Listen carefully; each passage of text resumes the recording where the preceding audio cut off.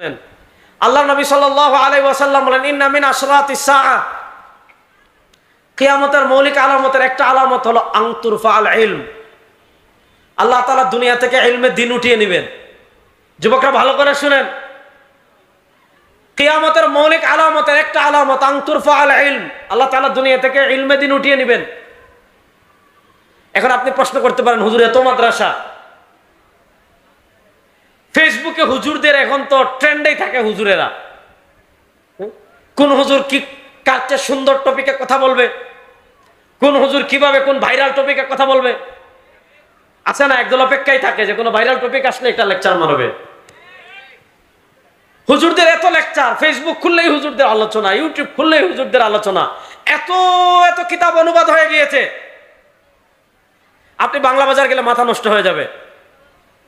আপনি যদি মিশরের দারুল হাদিস কাহেরায় ঢুকেন, আপনি যদি পৃথিবী বিখ্যাত মাকতাবা দারুত তাকওয়ায় ঢুকেন, দারুস সালামে ঢুকেন, দারুল কুতুবুল ইলমিয়াতে ঢুকেন, আপনার মাথা নষ্ট হয়ে যাবে। হাজার হাজার কিতাব পড়ে আছে। এত কিতাব থাকতে, বুখারী শরীফের এত ব্যাখ্যা গ্রন্থ থাকতে, এত আলোচনা থাকতে, আপনারা না হয় দুনিয়া থেকে গেলেন গা, ইলমে দ্বীন আবার কেমনে উঠবে? ইমাম বুখারী রাহিমাহুল্লাহ সহিহ বুখারীতে পরিচ্ছেদ প্রতিষ্ঠা করেছেন কিতাবুল ইলমে, বাবুন কাইফা ইউকবাদুল ইলম। আল্লাহ তাআলা দুনিয়া থেকে ইলমে দ্বীন কেমনে উঠাবেন? নবী করিম সাল্লাল্লাহু আলাইহি ওয়াসাল্লাম বলেন, ইন্নাল্লাহা লা ইয়ানতাজিউল ইলমা ইনতিজাআনহি ওয়া ইন্নামা ইয়ানতাজিউল ইলমা বিকবজিল উলামা ফাত্তাখাযান নাস রুউসান জুহালান ফাসআলু ফাফতাউ বিগাইরি ইলমিন ফাদাল্লু আদাল্লু। নবী করিম সাল্লাল্লাহু আলাইহি ওয়াসাল্লাম বলেন, ইন্নাল্লাহা লা ইয়ানতাজিউল ইলমা ইনতিজাআনহি, আল্লাহ তাআলা আলেমদের পক্ষ থেকে হেঁচকা টান দিয়ে ইলম উঠাবেন না। যেখানে যত আলেম আছেন সবাই রাত্রে ঘুমাবেন আর ফজরের সময় উঠে দেখবেন এতদিন যা পড়েছেন সব ভুলে গিয়েছেন। না, আল্লাহ তাআলা আলেমদের পক্ষ থেকে হেঁচকা টান দিয়ে ইলম উঠাবেন না। ওয়া ইন্নামা ইয়ানতাজিউল ইলমা বিকবজিল উলামা, আল্লাহ তাআলা দুনিয়া থেকে ইলমে দ্বীন উঠাবেন। আল্লাহ তাআলা মুহাক্কিক মুদাক্কিক শাস্ত্রজ্ঞ আলেম যারা আছেন, আল্লাহ তাআলা তাদেরকে দুনিয়া থেকে উঠিয়ে নেবেন। ফাত্তাখাযান নাস রুউসান জুহালা, মানুষ দেখা যাবে ফেসবুকে যার ফলোয়ার বেশি, ফেসবুকে যে সুন্দর করে কথা বলতে পারে যে পেঁয়াজ খেলে 3 রোগের ঔষধ, লবণ খেলে 3 রোগের ঔষধ, গরুর দুধের আগে এটা খাওয়া যাবে না, কুরবানির গোশতের আগে এটা খাওয়া যাবে না, এই ধরনের টিকটক প্রজন্ম বের হয়েছে এখন। টিকটক প্রজন্ম আছে না নাই? আপনি একটা লাইব্রেরিতে প্রবেশ করালে, আপনি তাকে লাইব্রেরিতে প্রবেশ করালে পূর্ব পশ্চিম বুঝবে না, কিতাব পড়া দূরের কথা, কিতাব খুলতেই পারবে না। বিশাল ইসলামিক স্কলার হয়ে গিয়েছে পৃথিবীতে। বাংলাদেশে ইসলামিক স্কলার হওয়া যত সহজ, পৃথিবীর আর কোন রাষ্ট্রে এত সহজ না আমার জানা মতে। বাংলাদেশে আপনি মরিচের ফজিলত বর্ণনা করে ভাইরাল হবেন, পরের দিন আপনি ইসলামিক স্কলার। আপনি কাঁচা মরিচ খেলে কি কি উপকার হবে বলে ভাইরাল হবেন, পরের দিন আপনি ইসলামিক স্কলার। আল্লাহ তাআলা আমাদেরকে এ ধরনের মূর্খতা থেকে হেফাজত করুন। নবী করিম সাল্লাল্লাহু আলাইহি ওয়াসাল্লাম 1400 বছর আগে বলেছেন, ফাত্তাখাযান নাস রুউসান জুহালা, না জানে উলুমুল হাদিস, না জানে, না বুঝে মুতুনুল হাদিস, না বুঝে জরহ তাদিল, না বুঝে আসমাউর রিজাল, না বুঝে মারাতিবুর রিজাল, না বুঝে ফিকহ মুতাদাবিল, না বুঝে ফিকহ মুকারিন, না বুঝে আপনার ফিকহ মুজাররাদ, না বুঝে ফিকহ মুদাল্লাল। দুনিয়ার ইলমের সাথে তার কোনো সম্পর্ক নাই, পৃথিবীর ইলমের তুরাসের সাথে তার কোনো সম্পর্ক নাই। বাস 2-4টা বাংলা চটি বই পড়ে সে ইসলামিক স্কলার হয়ে যাবে, 2-4টা বাংলা লেকচার পড়ে সে ইসলামিক বক্তা হয়ে যাবে, 2-4টা বাংলা লেকচার শুনে সে শায়েখ হয়ে যাবে আর ফতোয়াবাজি করবে।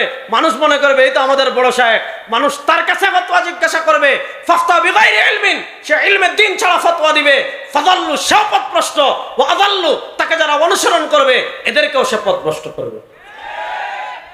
এজন্য ফিতনার যুগে আমি আমার তারুণ্যকে 1 নাম্বার যে কথা বলবো, আমি খুব বেশি সময় আপনাদের নষ্ট করব না, 1 নাম্বার যে কথা বলবো আপনাদেরকে, এই ফিতনার যুগে আপনার স্থানীয় শাস্ত্রজ্ঞ মুত্তাকি আল্লাহওয়ালা আলেম যারা আছেন তাদের সোহবতে যাবেন, তাদের থেকে দ্বীন শিখবেন, তাদের থেকে শরিয়া শিখবেন, তাদের থেকে দ্বীন এবং শরিয়া শিখে আমল করার চেষ্টা করবেন তো ইনশাআল্লাহ?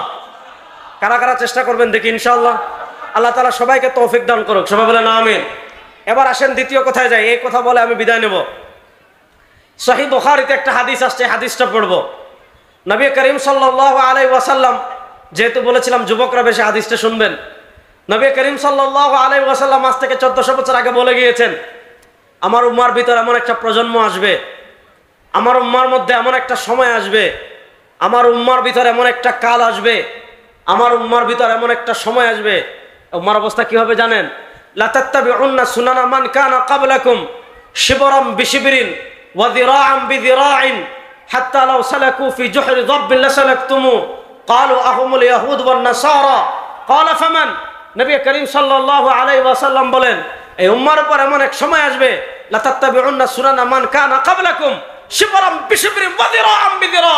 মুসলমান প্রত্যেকটা কদমে কদমে, মুসলমান প্রত্যেকটা কদমে কদমে, সব জায়গায়, হাঁটার ক্ষেত্রে, খাওয়ার ক্ষেত্রে, ঘুমানোর ক্ষেত্রে, পোশাকের ক্ষেত্রে, শিক্ষার ক্ষেত্রে, অর্থনীতির ক্ষেত্রে, বিচার ব্যবস্থার ক্ষেত্রে, রাজনীতির ক্ষেত্রে, সংবিধানের ক্ষেত্রে, রাষ্ট্র পরিচালনার ক্ষেত্রে, ঘর থেকে নিয়ে রাষ্ট্র পর্যন্ত এমন কোন সেক্টর বাকি থাকবে না, এমন কোন ক্ষেত্র বাকি থাকবে না, সব ক্ষেত্রে মুসলমান ইহুদি এবং খ্রিস্টানকে অনুসরণ করবে। হাত্তা লাউ সালাকু ফি জুহরি যাব্বিন, নবী করিম সাল্লাল্লাহু আলাইহি ওয়াসাল্লাম বলেন, ইহুদি খ্রিস্টানরা যদি গুই সাপের গর্তে প্রবেশ করে, মুসলমানরাও গুই সাপের গর্তে প্রবেশ করবে। অর্থাৎ এটা বুঝিয়েছেন, গর্তে যে সাপ আছে মুসলমান এটা খেয়াল করবে না, গর্তে যে পায়খানা আছে মুসলমান এটা খেয়াল করবে না, গর্তে যে বাঘ আছে মুসলমান এটা খেয়াল করবে না। অর্থাৎ মুসলমানদের কিবলা তখন মদিনাওয়ালা থাকবেন না। মুসলমান আদর্শ নবী করিম সাল্লাল্লাহু আলাইহি ওয়াসাল্লামকে মানবে না, মুসলমান আদর্শ সিদ্দিক আকবরকে মানবে না, ওমর রাদিয়াল্লাহু তাআলাকে মানবে না, সাহাবায়ে কেরামকে আদর্শ মানবে না। মুসলমানদের আদর্শ হয়ে যাবে, কারো আদর্শ হবে আমেরিকা, কারো আদর্শ হবে ভারত, কারো আদর্শ হবে রাশিয়া, কারো আদর্শ হবে গণতন্ত্র, কারো আদর্শ হবে সমাজতন্ত্র, কারো আদর্শ হবে ধর্মনিরপেক্ষতা। দেখা যাচ্ছে ইহুদি খ্রিস্টানরা যদি গুই সাপের গর্তে প্রবেশ করে, মুসলমান পিছনে পিছনে গিয়ে ইহুদি খ্রিস্টানরা এতটা অনুসরণ করবে, মুসলমান দেখবে না যে গর্তে সাপ আছে, মুসলমান ঢুকে যাবে। কেন? বড় আব্বা আগে ঢুকে গেছে।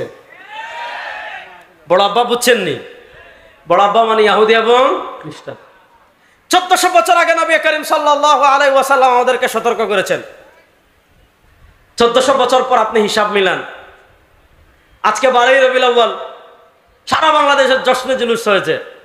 ভালো কথা, আপনারা মিছিল করেন, আমি এটা নিয়ে আলোচনা করছি না। প্রশ্ন হলো, এই যে আজকে বাংলাদেশে বিশাল ঘটা করে জশ্নে জুলুস হলো, আপনি খেয়াল করেন এই পৃথিবীতে মুসলমানদের বয়স 1433 বছর বললাম, নবী করিম সাল্লাল্লাহু আলাইহি ওয়াসাল্লাম দুনিয়া থেকে যাওয়া। এই 1433 বছরে আজকে পৃথিবীতে মুসলমানদের 57টা কান্ট্রি আছে। মুসলমানদের অ্যাটম বোম আছে আমেরিকা, এই পাকিস্তানের। এত মুসলিম শাসক, এত মিসাইল,